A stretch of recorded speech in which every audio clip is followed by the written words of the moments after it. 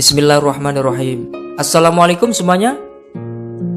Abu Jahal yang bernama asli Amr bin Hisham adalah pemimpin dan termasuk dedenggotnya kaum kafir Quraisy. Abu Jahal artinya bapak kebodohan.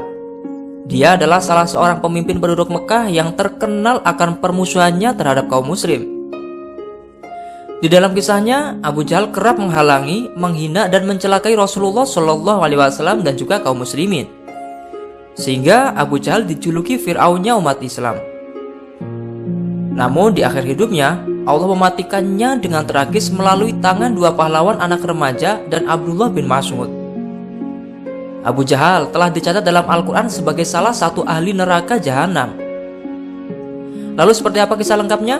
Tonton video ini sampai selesai. Namun sebelum lanjut, mari bantu dukung channel Islam ini dengan cara klik like dan subscribe ya, agar channel ini semakin eksis dalam men-syiarkan kisah-kisah Islami lainnya dalam kemasan cerita bergambar. Dakwah Nabi Muhammad SAW selama di Mekah menghadapi banyak sekali penentangan dari para pemuka kafir Quraisy. Di antara yang paling terkemuka adalah Abu Lahab alias Abdul Uzza, Abu Jahal, Umar bin Khattab sebelum memeluk Islam, Abu Sufyan bin Harb sebelum menjadi muslim, dan Ummu Jamil yaitu istrinya Abu Lahab. Kebencian Abu Jahal alias Amr bin Hisham terhadap Rasulullah SAW begitu masyhur. Suatu kali Abu Jahal melihat Nabi Muhammad SAW pergi ke masjid. Tiba-tiba dia langsung menghardik dan melarang beliau Nabi untuk mengerjakan sholat. Keesokan harinya, Abu Jahal bertindak lebih parah lagi. Dia mengaku sebuah batu besar dari atas bukit untuk kemudian dijatuhkan ke muka masjid. Setelah itu, pemuka musyrikin ini menunggu Nabi SAW datang. Rasulullah SAW tiba di lokasi dan tidak paham apa maksud Abu Jahal dengan perbuatannya itu. Beliau SAW lalu sholat di samping Ka'bah, tepatnya di makam Ibrahim. Bak orang yang kalap, Abu Jahal lantas maju hendak menjatuhkan batu tadi ke atas kepala Nabi Muhammad SAW yang sedang sujud dalam sholatnya. Namun, belum sempat dia melakukan itu, tubuhnya tiba-tiba bergetar ketakutan. Abu Jahal lantas lari terpontang-panting, sementara kawan-kawannya melihat dari kejauhan. Mereka lalu menghampirinya dan bertanya, "Abul Hakam, mengapa tidak jadi melempar batu itu?" Abu Jahal lalu menjawab dengan suara parau, "Karena tiba-tiba di muka aku ada seekor unta yang amat besar, rupanya putih, yang telah membuka mulutnya di dekat kepalaku. Seumur hidup belum pernah aku melihat unta sebesar itu, sebuas itu. Aku lari, takut bila unta itu memburuku." Dalam riwayat lain, pernah Abu Jahal hendak menginjak tengkuk Rasulullah ketika Rasulullah bersujud dalam sholatnya. Namun sebelum tindakan bodoh itu tuntas, Abu Jahal sudah dicekam ketakutan sehingga lari sekuat tenaga. Antara aku dan Muhammad ada sebuah parit dari api dan ada pula beberapa sayap," kata Abu Jahal kepada kawan-kawannya kemudian.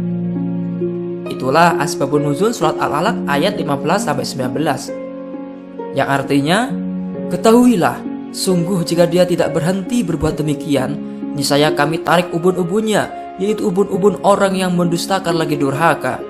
Maka biarkanlah dia memanggil golongannya untuk menolongnya.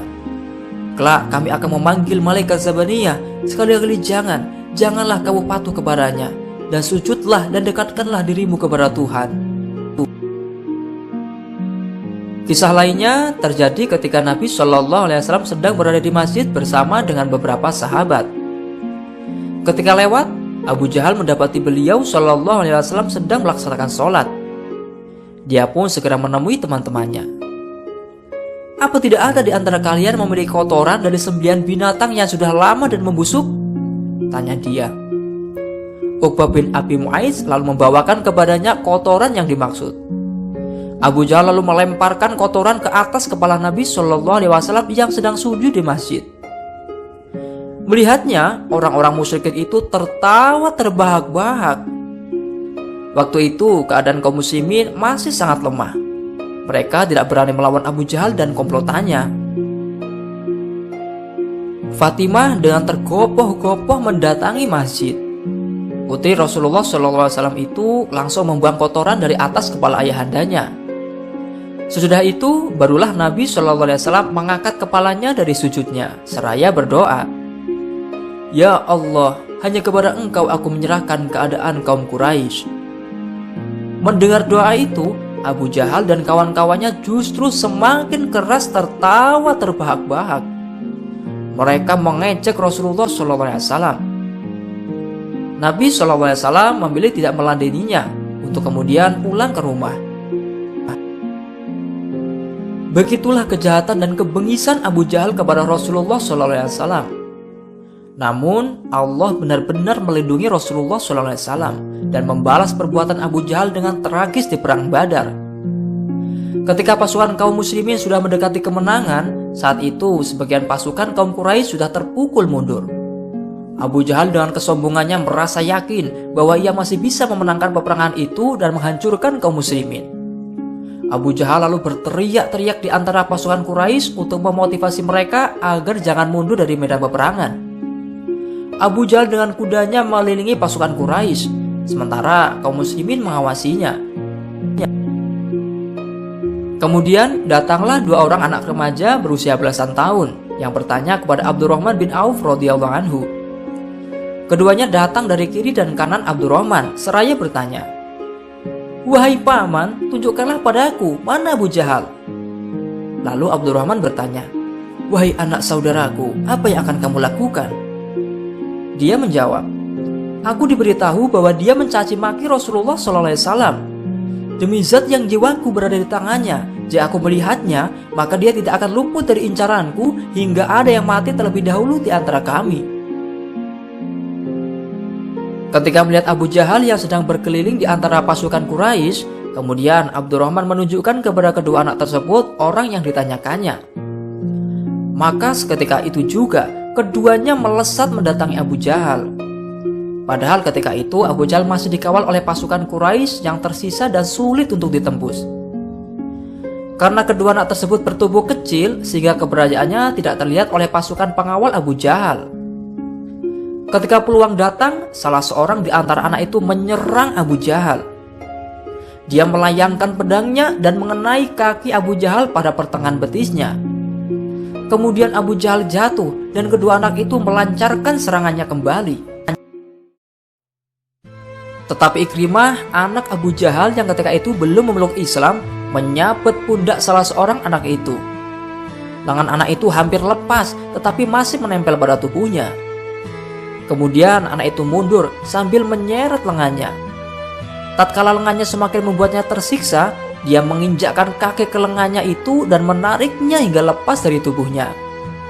Sementara anak yang satunya lagi melewati Abu Jahal yang sudah terjatuh lalu menghantamnya dengan pedang hingga benar-benar telah, lantas membiarkannya sekarat. Anak itu terus berperang hingga tewas.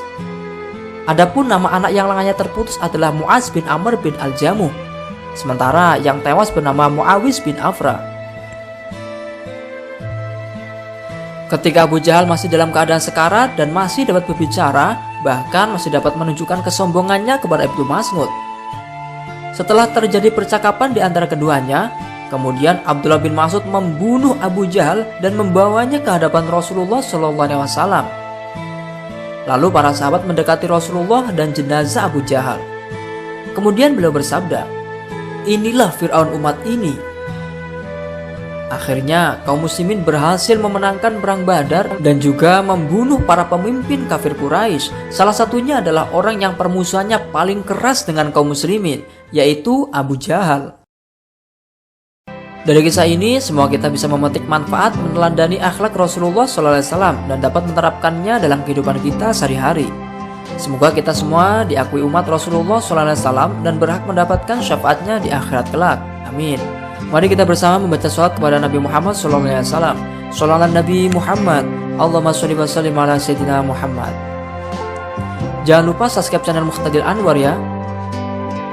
Wallahu a'lamu bishawab wal muradih. Terima kasih telah menonton video ini. Jika ada kesalahan dalam penulisan sejarah di atas, kami mohon maaf yang sebesar-besarnya dan mohon meluruskan lewat kolom komentar ya. Jangan lupa tinggalkan jejak dengan cara klik like, subscribe, komen, dan share video ini sebanyak-banyaknya ya, agar channel ini bisa mencapai 1 juta subscriber dan masih eksis dalam mensyiarkan kebaikan. Amin. Saya akhiri, wallahul muwaffiq ila aqwamit thoriq. Assalamualaikum warahmatullahi wabarakatuh.